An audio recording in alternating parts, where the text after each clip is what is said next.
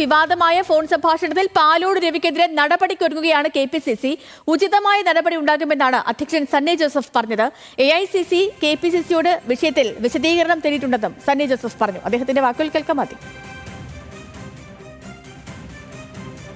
ഞങ്ങൾ ഫോണിൽ ബന്ധപ്പെട്ടുകൊണ്ടിരിക്കുന്നുണ്ട്. ഇപ്പോൾ തന്നെ ഞാൻ AICC നേതാക്കന്മാരുമായിട്ട് ബന്ധപ്പെട്ടിട്ടുണ്ട്. അതിന് ഉചിതമായിട്ടുള്ള നടപടി എടുക്കും. അത് നിഷേധിച്ചിട്ടില്ല ഇതുവരെ ആരും. ഇതുകൊണ്ടൊന്നും തകരുന്നതല്ല കോൺഗ്രസ് പ്രവർത്തകരുടെ മനോവീര്യം. വിഷയം പരിഗണനയിൽ സംസ്ഥാനത്ത് മൂന്നാമതും LDF ഭരണത്തിൽ വരുമെന്നും ആ ഫോൺ സംഭാഷണമാണ് വിവാദമായത്. പ്രവർത്തകന് നൽകിയ ഉപദേശം എന്നായിരുന്നു വിഷയത്തിലെ പാലോട് രവിയുടെ വിശദീകരണം. ആ സംഭാഷണം കൂടി കേൾക്കാം.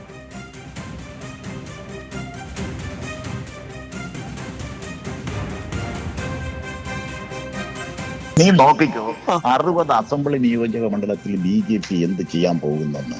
അവൻ കാശ് കൊടുത്ത ആളുകളെ വോട്ട് വാങ്ങിച്ച് ഈ പാർലമെന്റ് ഇലക്ഷനിൽ വോട്ട് പിടിച്ചതുപോലെ അവൻ 40,000 50,000 വോട്ട് പിടിക്കും.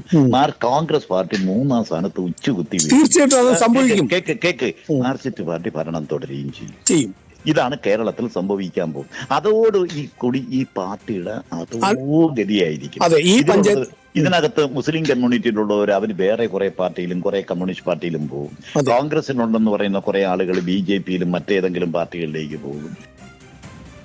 PR പ്രവീണയാണ് വിവരങ്ങളുമായി നമുക്കിപ്പം ചേരുന്നത്. പ്രവീണ, തിരഞ്ഞെടുപ്പ് അടുത്തിരിക്കെ പാർട്ടിയെ പെടുത്തുന്ന രീതിയിലുള്ള പ്രതികരണമാണ് പാലോട് രവിയുടെ ഭാഗത്തു നിന്നുണ്ടായിരിക്കുന്നത്.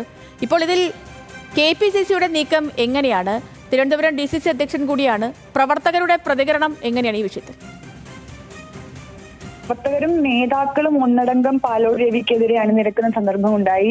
യൂത്ത് കോൺഗ്രസ് നേതാക്കളായ KM അഭിജിത്ത്, അതുപോലെ തന്നെ ജംഷീർ പള്ളിവയൽ തുടങ്ങിയ നേതാക്കളൊക്കെ തന്നെ ഫേസ്ബുക്ക് പോസ്റ്റ് ഇട്ടാണ് അവരുടെ പരസ്യമായിട്ടുള്ള പ്രതികരണം അറിയിച്ചത്.